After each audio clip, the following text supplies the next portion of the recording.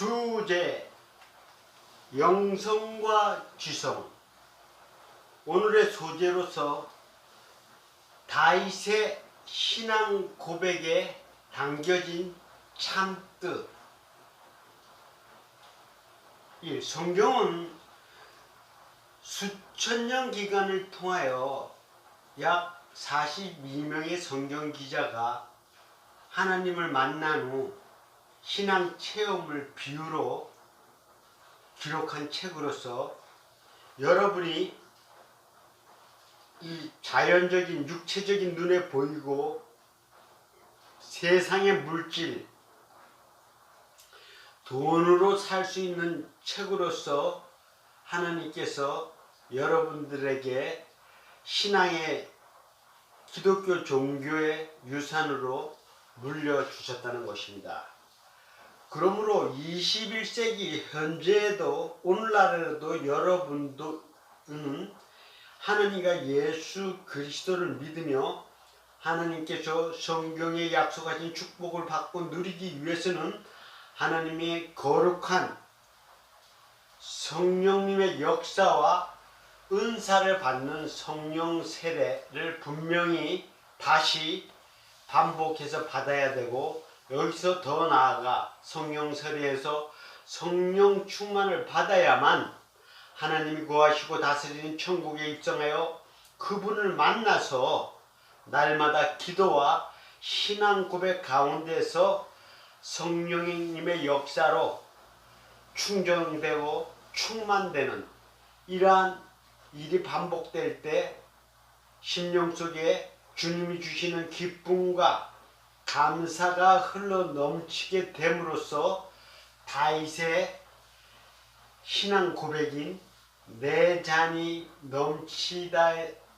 고백이 바로 여러분의 21세기 오늘날 여러분의 신앙 고백으로 변화되고 여러분의 신앙 고백의 주인이 된다는 것입니다. 그래서 여기에서 우리가 한 걸음 더 나아가 믿음을 강하게 성장하여 세상 신의 유혹과 시험을 이길 수 있게 됨으로써 생활 가운데서 수많은 문제와 고통을 만날 때마다 다윗의 신앙 고백을 바르게 알고 실천함으로써 어둠의 세력들을 심령 속에서 추방, 분리, 쫓아낼 수 있다는 것입니다. 만약 여러분이 하나님의 성령의 역사에 무관심하거나 성경 말씀을 바르게 알지 못하여서 세상 신이 심령에서 활동하게 하고 또 방치하게 되고 대처하지 못할 경우에 악한 신의 시험과 유혹을 이때부터 자의 동굴에서 둥지를 만들고 바로 살아서 움직이는 활동은 악의 뿌리, 쓴뿌리가 살아서 움직이면서 여러분의 감정과 욕심, 잘못된 생각을 조종하고 다스리는 주인이 됨으로써 계속적인 범죄와 실수를 하게 된다는 사실입니다. 그러므로 하나님의 자녀와 백성들은 다윗의 신앙 고백인 성경 말씀대로 항상 신앙 환경이 어렵거나 기도할 여건이 안 되더라도 마음에 쓴뿌리가 움직일 때마다 믿음의 생각으로 간단하게 짧게 집중적으로 진지하게 하나님의 말씀을 바라보고 고백할 때 믿음의 생각으로 그때부터 쓴뿌리가 더 이상 고통과 아픔을 주지 않고 활동하지 못하게 되어 여러분에서 심령에서 떠나가는 추방된다는 것입니다. 그리고 그 결과로 이때부터 하나님 다스리는 왕국이 심령 속에 임재하게 되어서 주님이 여러분의 심령의 주인으로서 항상 천국의 생명의 빛으로 역사하시고 활동할 때 그 결과 여러분의 얼굴이 밝고 천국의 기쁨과 지혜가 심령 속에서 흘러 넘치게 된다는 것입니다. 이렇게 될 때 여러분의 심령 속에 천국의 기쁨과 감사가 바로 여러분의 얼굴을 밝게 하고 또한 여러분의 삶 가운데서 말과 행동이 타인에게 또 이웃에게 사회에 덕을 나누게 되고 또 몸으로서 선을 행하게 되고 또 각 신자가 가진 재능과 지식을 나누거나 기부함으로 섬기게 됨으로써 세상이 크게 변화되고 또 살만한 가치가 있고 또 하나님을 믿지 않는 자들도 여러분의 그 행위와 말과 행실로 하나님의 살아계심을 느끼게 되고 알게 된다는 사실입니다. 그러므로 마지막으로 다윗이 성경의 신앙상에 어렵고 힘들 때, 물론 다윗도 하나님의 말씀을 완전히 깨달아 알고 여호와의 전에 영원히 거하기 전에 하나님을 만나기 전까지는 음침한 골짜기라는 단어를 비유로 설명하였고, 또한 원수의 목전이라는 말로 설명하고 있습니다. 바로 세상 신이 악하고 강력하게 역사하고 활동할 때 바로 이것이 저는 심령에서 쓴 뿌리가 바로 여러분이 과거의 범죄와 또한 믿음의 길에서 넘어졌을 때마다 행동함으로써 먹고 사는 자라서 성장하여 왕성하여 지금도 여러분의 심령 속에서 시험과 유혹, 감정과 욕심을 따라 살게 만드는 습관, 이것이 바로 믿음인의 우리들의 습관이란 것은 과거의 행동으로 여러분이 보고 배우고 행동함으로써 알게 되어 체질화된 것, 즉 여러분의 육체에